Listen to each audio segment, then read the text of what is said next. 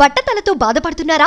Latest technique తో Shreeroop cosmetic clinic లో hair transplantation. This is Dr. KJ Reddy, senior robotic joint replacement surgeon and sports specialist, Apollo Hospitals, Jubilee Hills, Hyderabad.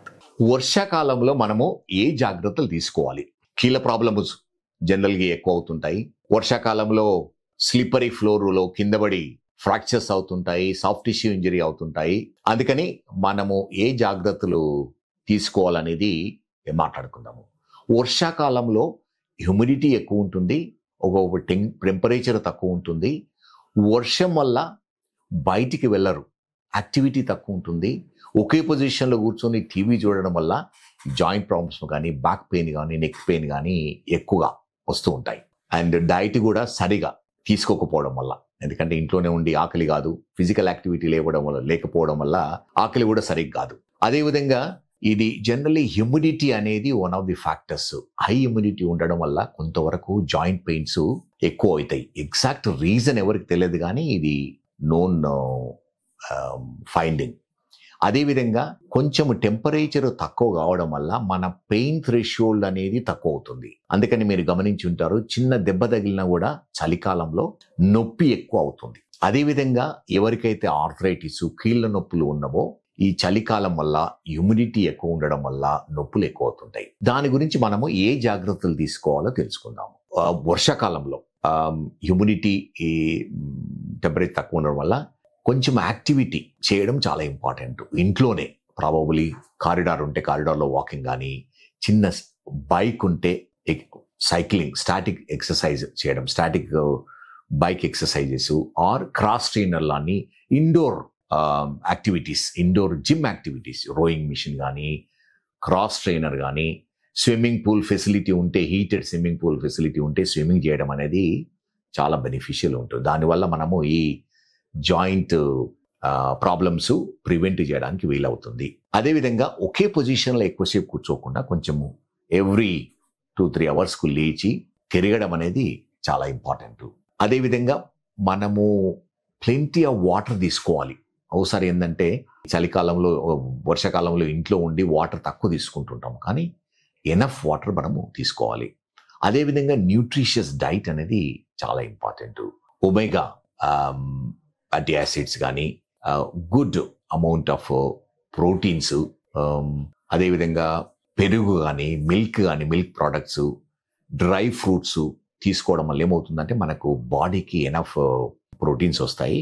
అదేవిధంగా calcium supplements, vitamin D supplements తీసుకోవడం వల్ల ఏమవుతుందంటే muscles, bones, joints హెల్తీగా ఉంటాయి.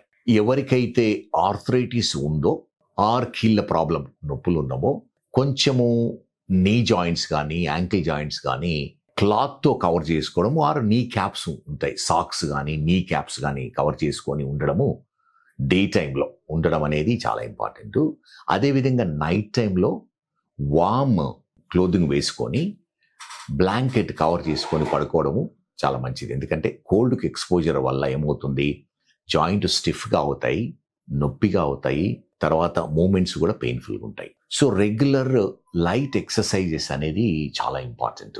Yoga is very good exercise for the joints. Yoga చేయడం వల్ల flexibility పెరుగుతుంది, joints మొబైల్గా ఉంటాయి, స్టిఫ్నెస్ తక్కువ అవుతుంటుంది, మసిల్స్ కూడా స్ట్రాంగ్ తయారవుతాయి. అందుకని రెగ్యులర్ యోగా చేయడం కూడా చాలా బెనిఫిషియల్ ఈ జాయింట్స్కు.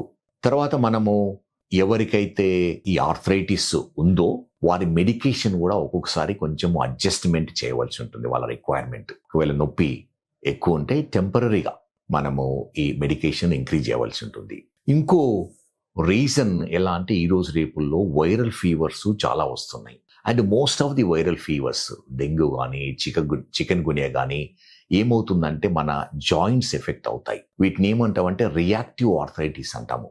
మన బాడీలో యాంటీబాడీస్ ప్రొడ్యూస్ అయ్యి ఈ వైరస్కి అగనిస్ట్గా ఆ యాంటీబాడీసే మన జాయింట్స్ను కూడా కొంతవరకు డ్యామేజ్ చేస్తాయి. జాయింట్ లోపల ఎంటర్ అయ్యి జాయింట్ లైనింగ్ను ఇన్ఫ్లమేటరీ ప్రాసెస్కు చేసి జాయింట్ స్వెల్లింగ్ రావడము, పెయిన్ రావడము, స్టిఫ్నెస్ అనేది ఉంటుంది. మోస్ట్ ఆఫ్ ది టైమ్ ఇది సింపుల్ మెడికేషన్, అంటే లోకల్ అనాల్జెసిక్ క్రీమ్ కానీ, సింపుల్ పారాసెటమాల్ లాంటి మెడికేషను, సింపుల్ ఎక్సర్సైజ్ చేయడం వల్ల తక్కువ అవుతుంది. కానీ కొందరిలో ప్రాబబ్లీ ఫ్యూ వీక్స్ వరకు ఈ నొప్పి అనేది ఉంటుంది. దాని గురించి ఎక్కువ వరి కాకుండా regular exercises, regular movement, mobilization joints చేయడం వల్ల ఏమవుతుందంటే నొప్పి తక్కువ అవుతుంది, జాయింట్కి బ్లడ్ సప్లై ఇంప్రూవ్ అవుతుంది, అదేవిధంగా పెయిన్ కూడా కంట్రోల్ అవుతుంది. ఈ రోజుల్లో మీరు వింటూ ఉంటారు జ్వరాలు, ఫీవర్స్ చాలా వస్తున్నాయి. So most of the fevers viral ఫీవర్సే ఉంటాయి. అందుకని వైరల్ ఫీవర్ అయిన తర్వాత జాయింట్ పెయిన్స్ వస్తే కొన్ని టెస్టులు చేసుకోవాల్సి ఉంటుంది. ఈఎస్ఆర్, సిఆర్పి, కానీ వేరే ఏమన్నా ఆర్థరైటిక్ సంబంధించిన టెస్టులు చేయించుకుంటే అది ఆ టెస్టులను బట్టి మీకు అవసరమైన మెడికేషన్ కూడా తీసుకోవాల్సి ఉంటుంది. అందుకని ఈ వర్షాకాలంలో చాలా వరకు మనం ఇండోర్లో స్పెండ్ చేస్తూ ఉంటాము. హెల్దీ జాయింట్స్ ఉండాలంటే రెగ్యులర్ ఎక్సర్సైజెస్ చేస్తూ మొబిలైజేషన్ ఎక్సర్సైజెస్, యోగా చేయడం కానీ, సింపుల్ సైక్లింగ్ చేయడం కానీ, స్విమ్మింగ్ ఫెసిలిటీ ఉంటే స్విమ్మింగ్ చేయడం కానీ చేయడం వల్ల ఏమవుతుందంటే మన జాయింట్స్ హెల్దీగా ఉంటాయి. తర్వాత స్టిఫ్నెస్ తక్కువ ఉంటుంది, నొప్పి కూడా అంత ఉండదు.